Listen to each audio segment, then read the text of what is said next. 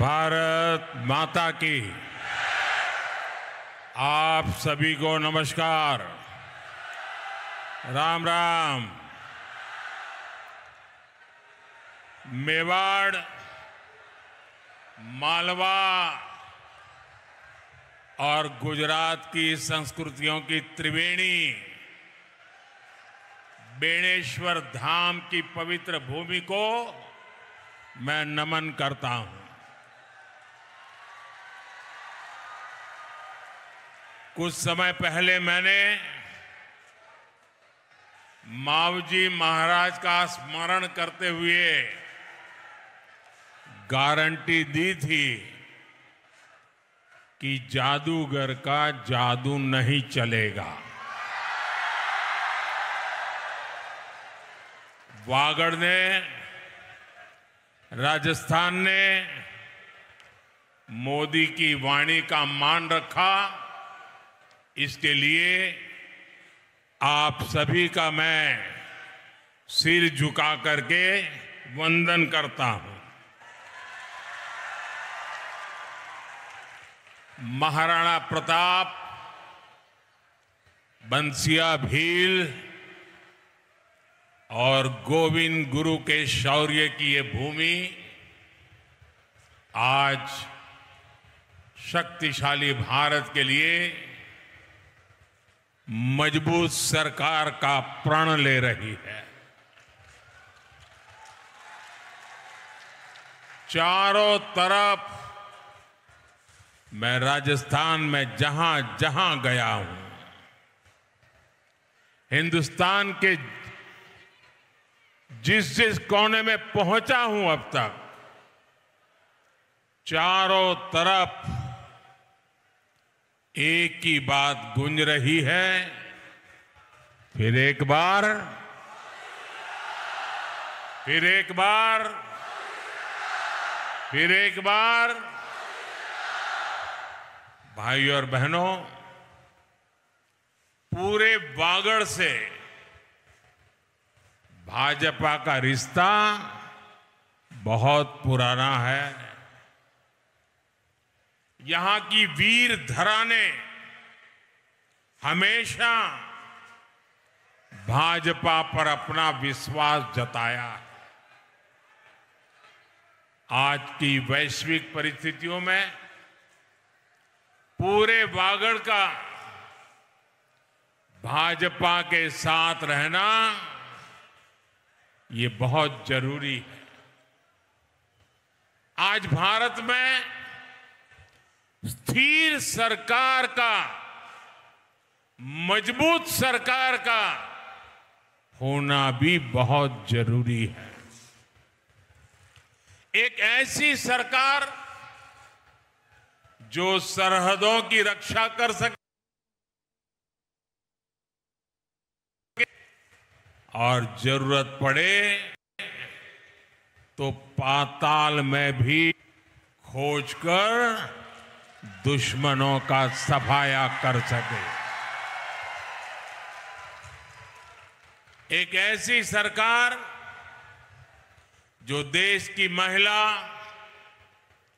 किसान, गरीब, वंचित, जनजातीय, पिछड़े वर्ग, समाज के इन सभी वर्गों को सम्मान और समृद्धि की तरफ ले जा सके।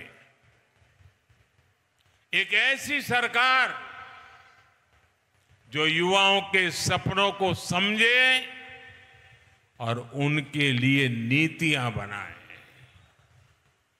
और एक ऐसी सरकार जो देश में भविष्य के हिसाब से इंफ्रास्ट्रक्चर का निर्माण कर सके। हमारा 10 साल का ट्रैक रिकॉर्ड गवाह है। ये काम सिर्फ और सिर्फ भाजपा ही कर सकती है।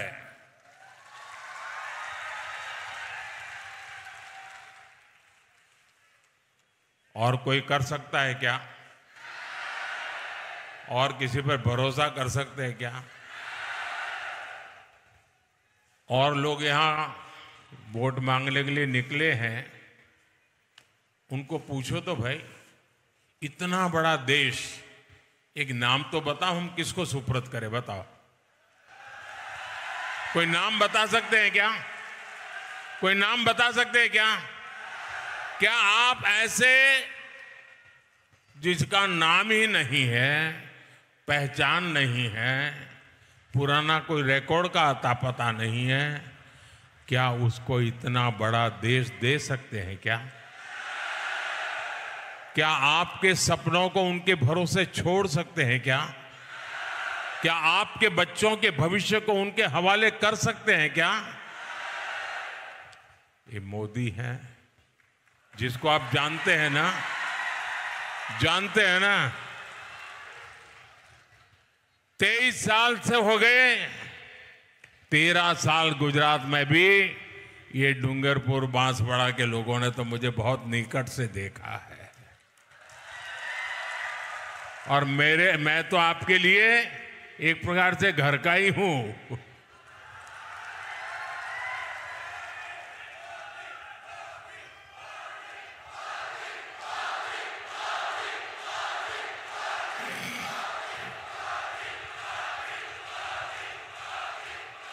साथियों, देश के उज्जवल भविष्य के लिए, देश को मजबूत बनाने के लिए, आपके सपनों को पूरा करने के लिए, इसी आधार पर मोदी पूरे देश से, राजस्थान से और वागड़ से आशीर्वाद मांगने के लिए आया है।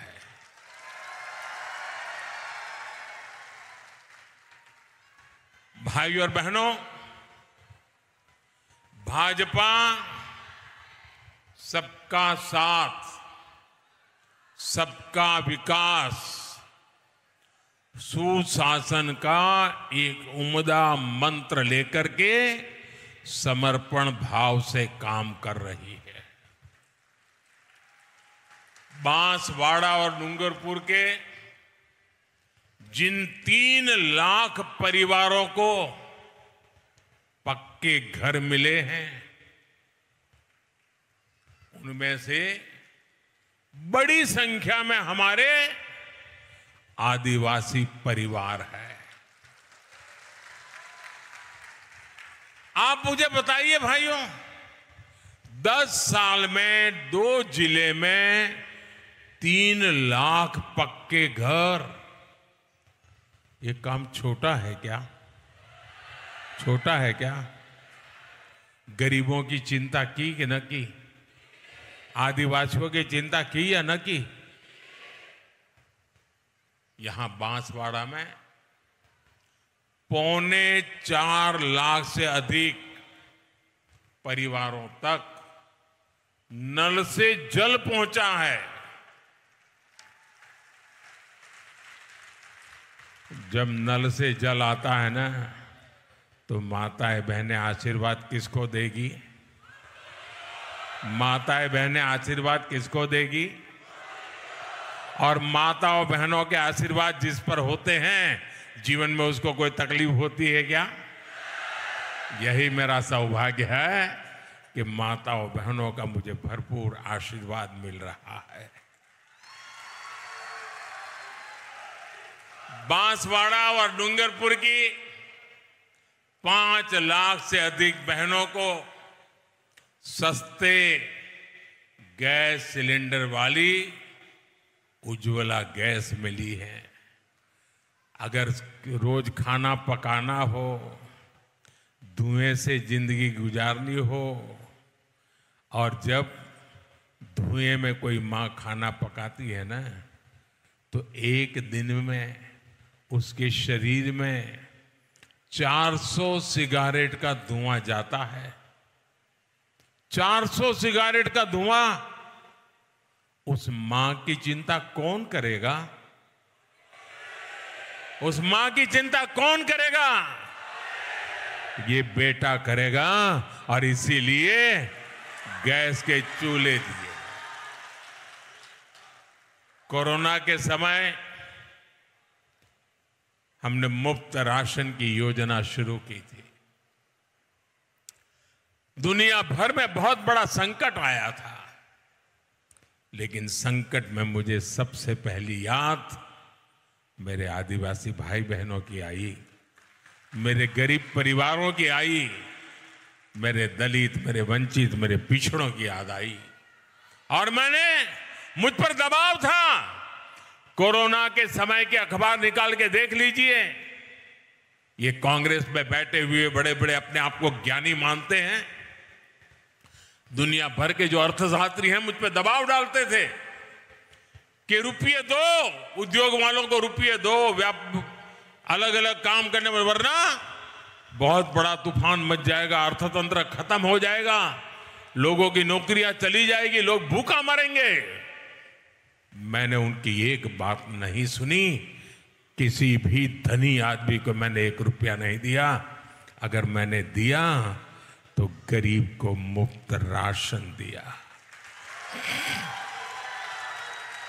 तिजोरी खाली कर दी, लेकिन मैंने पक्का किया कि गरीब के घर में चूल्हा जलता रहना चाहिए, गरीब का बच्चा भूखा सोना नहीं चाहिए, गरीब की मां के आंख में से कभी आंसू नहीं टपकना चाहिए। और इसलिए मैंने मुफ्त राशन की योजना चलाई है। और मैं आज फिर गारंटी देने आया हूं, आने वाले 5 साल मुफ्त राशन मिलता रहेगा। इसका सबसे अधिक फायदा मेरे आदिवासी परिवार को, मेरे दलित परिवार को, मेरे पिछड़े परिवारों को हुआ। पानी और गैस के बाद अब मोदी का मिशन हर घर सूर्य घर बनाने का है।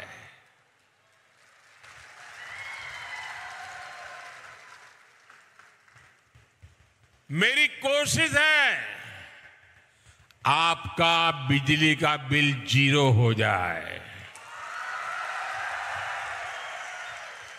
यानी सरकार घर की छत पर छोटा सा सोलर प्लांट लगाने के लिए आपको पैसे देगी, आर्थिक मदद करेगी। जितनी जरूरत है उतनी बिजली फ्री आप 0 बिल से खुद उपयोग करो, और अतिरिक्त बिजली है तो सरकार खरीदेगी और आप अपने घर में बिजली से कमाई करो। ये काम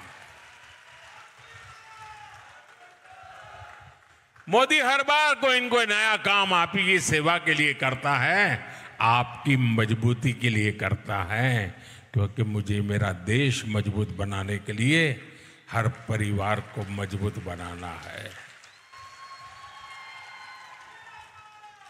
भाइयों बहनों, आप लोग चुनाव प्रचार में जाते होंगे, जाते हैं, लोगों को मिलते होंगे, मिलते हैं, तो मेरा एक काम करोगे? ऐसे नहीं हाथ ऊपर करके पूरी ताकत से बताओ, मेरा एक काम करोगे? पक्का करोगे? अभी जब आप प्रचार में जाएंगे तो हो सकता है किसी गांव में 1-2 ऐसे परिवार मिल जाए जिनको अभी गैस चूल्हा नहीं मिला होगा, 1-2 परिवार मिल जाए जिनको अभी नल से जल नहीं मिला होगा, कुछ परिवार मिल जाए जिनको अभी पक्का घर नहीं मिला होगा, कुछ परिवार ऐसे होंगे पहले की तुलना में अब 2 परिवार बन गए होंगे और घर की जरूरत होगी। तो मेरा एक काम करना है, उनको बता देना कि मोदी ने गारंटी दी है कि 4 जून के बाद, नई सरकार बनने के बाद, मैं उनके ये अधूरे काम भी पूरे कर दूंगा। ये मेरी गारंटी पहुंचा दोगे?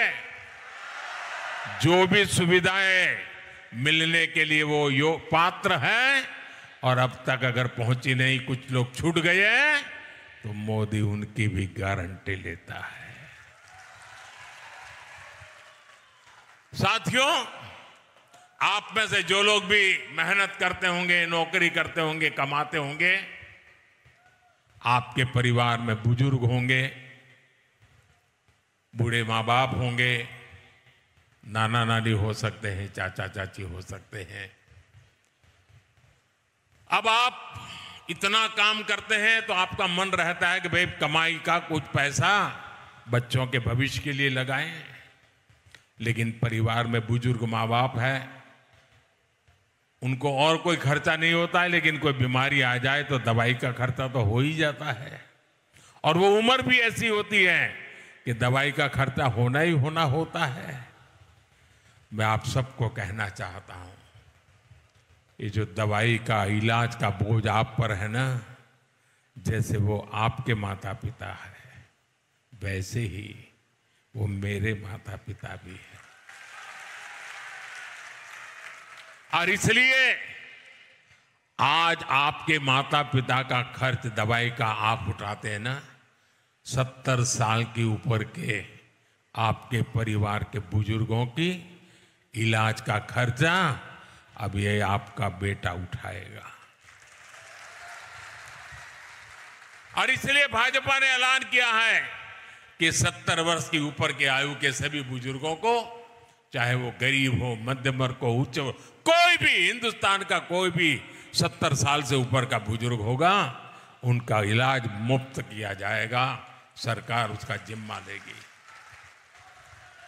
भाई और बहनों, मैं माता त्रिपुरा सुंदरी को नमन करते हुए माताओं बहनों को भी मोदी की एक बड़ी गारंटी याद दिला रहा हूं।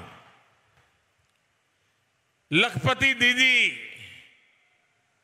अभियान के तहत अब तक 1 करोड़ बहनों की वार्षिक आय 1 लाख से अधिक हो चुकी है। अब मोदी की गारंटी है कि 3 करोड़ बहनों को लखपति दीदी बनाया जाएगा। हमारी बेटियां खेलों में खूब आगे बढ़े, इसके लिए भी विशेष कार्यक्रम, विशेष सुविधाएं बनाई जाएगी। यहां स्वयं सहायता समूहों से जुड़ी जो बहनें हैं, उनके लिए आने वाले 5 साल सुख समृद्धि के होने वाले हैं। भाजपा ने इन समूहों से जुड़ी बहनों को विशेष ट्रेनिंग का ऐलान किया है, ताकि वो भी शिक्षा, स्वास्थ्य, पर्यटन जैसे क्षेत्रों से जुड़ सके। बिना गारंटी का ऋण देने वाली मुद्रा योजना के तहत लोन की सीमा 10 लाख से बढ़ाकर 20 लाख की जा रही है। इसका फायदा भी मेरी माताओं बहनों को भी होगा। साथियों, भाजपा गरीब कल्याण के लिए समर्पित है, पूरी ईमानदारी से काम करती है, लेकिन कांग्रेस की दुकान में भय, भूख और भ्रष्टाचार ही बिकता है। कांग्रेस ने हमेशा दलितों को डराया, कभी आदिवासियों को डराया, कभी अल्पसंख्यकों को डराया। आज भी ये कभी लोकतंत्र को लेकर, संविधान को लेकर, आरक्षण को लेकर भांति भांति का झूठ फैला रहे हैं, भांति भांति का डर दिखा रहे हैं। लेकिन कांग्रेस को पता नहीं है कि भारत हर प्रकार से डर से बाहर निकल चुका है, और इसीलिए इनका जुट नहीं चल पा रहा है। आज देखिए, देश भर में जिन जिन राज्यों में आदिवासी आबादी अधिक है, वहां कांग्रेस या तो सत्ता से बाहर है या फिर तीसरे चौथे नंबर पर है। साथियों, कांग्रेस के विरुद्ध ये आदिवासी समाज का आक्रोश है। इस आक्रोश के ठोस कारण है। आप मुझे बताइए, जब पंचायत से पार्लियामेंट तक कांग्रेस की सरकारें थी, तब भी आदिवासी समाज था या नहीं था? आदिवासी समाज था कि नहीं था? देश गुलाम था तब भी आदिवासी समाज था कि नहीं था? प्रभु रामचंद्र के जमाने में आदिवासी समाज था कि नहीं था? लेकिन तो कभी आदिवासियों के कल्याण के लिए कोई मंत्री मिनिस्ट्री बनाने का मन नहीं कर गया, बजट बनाने का मन नहीं कर गया। ये अटल जी की सरकार आई तब पहली बार आदिवासियों के लिए अलग मंत्रालय बना, अलग बजट बना। करोड़ों आदिवासी बेटे बेटियों में से कांग्रेस को 60 वर्षों में एक भी ऐसा नहीं मिला जो देश का राष्ट्रपति बन सके। क्या आदिवासी समाज में क्षमता नहीं थी क्या? जरा सोचिए कांग्रेस की क्या मानसिकता है। 2014 में आपने अपने सेवक को आशीर्वाद दिया। आज देश की पहली नागरिक, हमारी सेनाओं की सुप्रीम कमांडर, देश की राष्ट्रपति आदिवासी समाज की एक बेटी है। यही असली भागीदारी है, यही बाबा साहेब के दिए संविधान की स्पिरिट है। पूरी दुनिया ने इसकी प्रशंसा की, लेकिन कांग्रेस और इंडी गठबंधन उनका विरोध किया।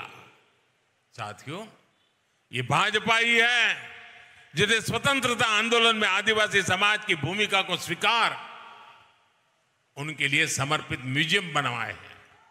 ये भाजपा ही है जिसने भगवान बिरसा मुंडा की जयंती को जनजातीय गौरव दिवस घोषित किया। और अब तो भाजपा ने ऐलान किया है कि अगले साल भगवान बिरसा मुंडा की 150वीं जन्म जयंती को जनजातीय गौरव अभियान के रूप में पूरे वर्ष भर हिंदुस्तान के हर कोने में मनाया जाएगा। और मुझे पता है जब मैं ये बातें बताऊं ना, तब कांग्रेस वालों के पेट में दर्द शुरू हो जाता होगा। साथियों, कांग्रेस जैसी पार्टियों की आपकी परवाह नहीं है। कांग्रेस जैसी पार्टियां सिर्फ अपनी संतानों के लिए काम करती है। आप सारे कांग्रेस के नेता देख लीजिए, वो अपने संतानों के लिए ही लगे हुए हैं। इंडी गठबंधन के सारे लोग अपने बच्चों को फिट करने में लगे हैं। और मोदी क्या कर रहा है? मोदी आपके संतानों के भविष्य के लिए खप रहा है। आपके संतानों के लिए, भविष्य के लिए बनाने के लिए दिन रात मेहनत कर रहा है। अब आप देखिए, माता को गर्भ के दौरान अच्छा भोजन मिले, इसके लिए भाजपा सरकार हर गर्भवती मां को 6,000 रुपया दे रही है। आदिवासी समाज को सिकल सेल एनीमिया से मुक्ति दिलाने के लिए मिशन तेज गति से चल रहा है। इस अभियान के तहत अब तक देश भर में 2.5 करोड़ से अधिक आदिवासी साथियों की मुफ्त जांच की जा चुकी है। दवाई के साथ साथ आदिवासी युवाओं की पढ़ाई और कमाई के लिए भी अभूतपूर्व काम हो रहा है। 10 सालों में आदिवासी बच्चों के लिए हमने 400 से अधिक एकलव्य मॉडल स्कूल खोले हैं। भाजपा का संकल्प है कि इनको हम 750 तक ले जाएंगे। हमने 24,000 करोड़ रुपए की योजना उन जनजातियों के लिए भी बनाई है जो आदिवासियों में भी सबसे पिछड़े हैं। इसमें राजस्थान की भी हमारी सहारिया जैसी कौम, सहारिया जैसी जातियां, उनको हमने प्राथमिकता दी है। साथियों, स्वार्थ और अवसरवादिता में घिरी कांग्रेस की हालत ऐसी हो गई है कि कांग्रेस का शाही परिवार आजादी के इतिहास में पहली बार होगा। और ये नोट करिए, आजादी के बाद इतने चुनाव हुए, पहली बार दिल्ली में कांग्रेस का जो शाही परिवार रहता है वो कांग्रेस को वोट नहीं देगा। अगर ये शाही परिवार कांग्रेस को वोट नहीं देता है तो आपसे वोट मांगने का उनको क्या हक है भाइयों? जहां इस शाही परिवार के लोग रहते हैं वहां कांग्रेस चुनाव ही नहीं लड़ रही है। पहली बार ऐसा हो रहा है। कांग्रेस की दुर्दशा कि उनका शाही परिवार खुद कांग्रेस को वोट नहीं कर पाएगा। इधर राजस्थान में क्या हो रहा है?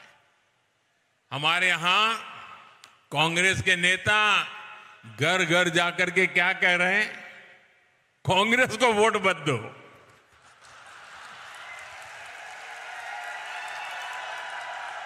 पूरी कांग्रेस पार्टी, हम पहले तो सुनते थे कि वो कहते थे भाजपा को वोट मत दो। यहां पर पूरी कांग्रेस पार्टी घर घर जाके कह रही है कांग्रेस को वोट मत दो। दिल्ली में शाही परिवार कांग्रेस को वोट नहीं देता, यहां कांग्रेस कहती है कांग्रेस को वोट मत दो। ये हाल है इस पार्टी का, इस पर आप भरोसा कर सकते हैं? भाइयों बहनों, इन दिनों जो लोग कांग्रेस छोड़कर के बाहर निकले हैं वे एक बात बड़ी गंभीरता से बताते हैं।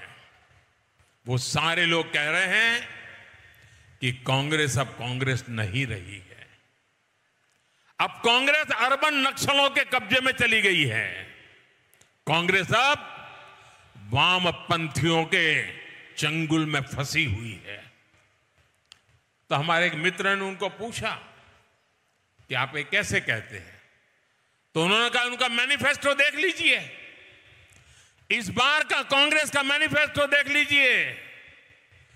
कांग्रेस ने अपने मैनिफेस्टो में जो कहा है वो चिंताजनक है, गंभीर है, और ये माओवाद की सोच को धरती पर उतारने की उनकी कोशिश है।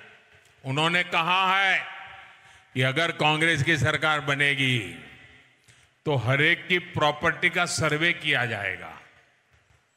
हमारी बहनों के पास सोना कितना है उसकी जांच की जाएगी, उसका हिसाब लगाया जाएगा। हमारे आदिवासी परिवारों में चांदी होती है, सिल्वर कितना है उसका हिसाब लगाया जाएगा। सरकारी मुलाजिमों के पास कितना जगह है, क्या है, पैसे कहाँ है, नौकरी कहाँ है, उसकी जांच की जाएगी।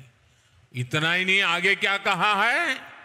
ये जो गोल्ड है बहनों का और जो संपत्ति है ये सबको समान रूप से वितरित कर दी जाएगी।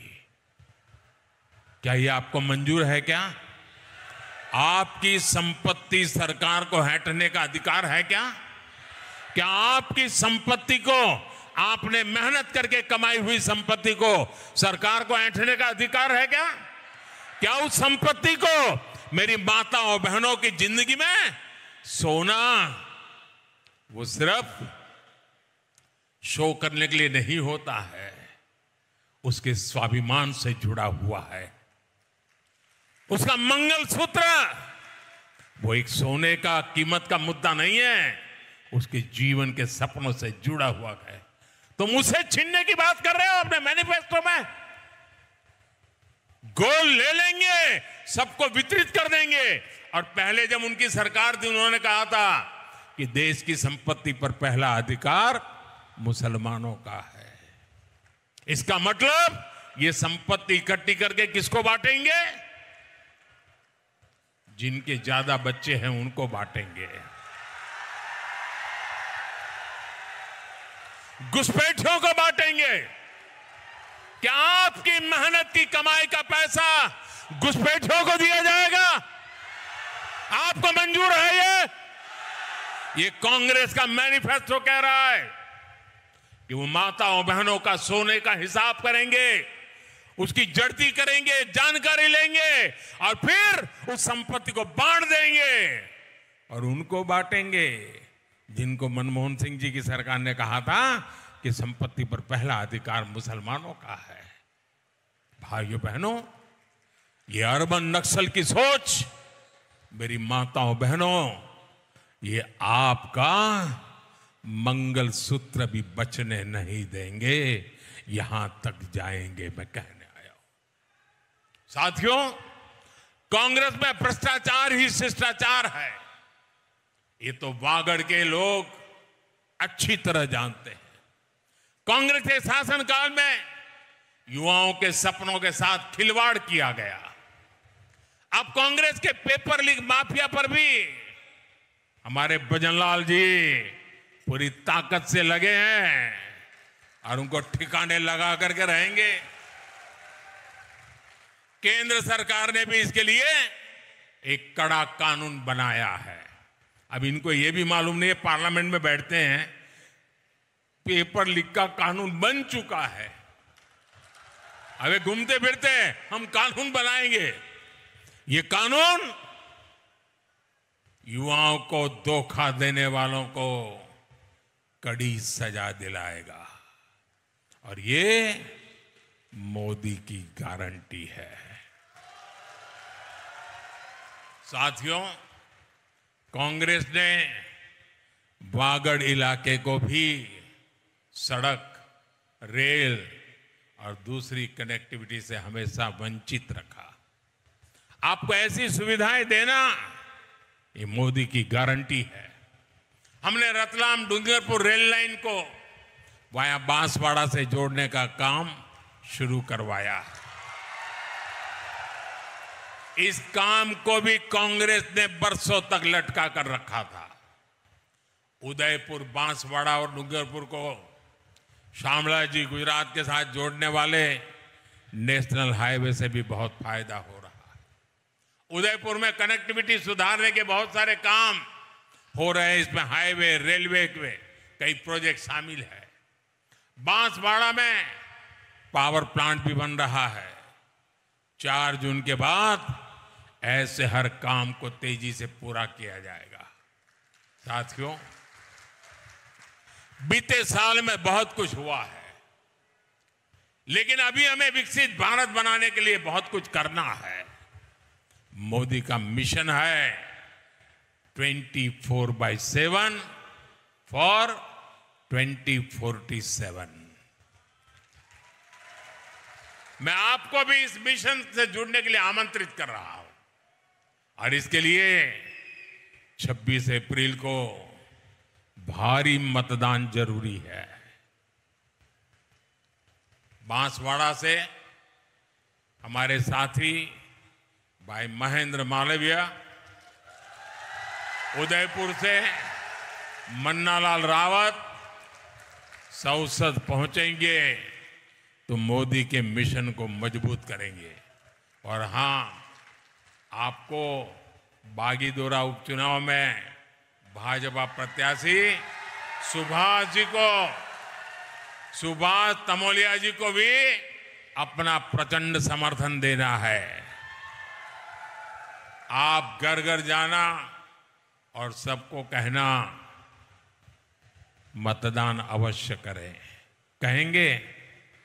मतदान करने के लिए कहेंगे?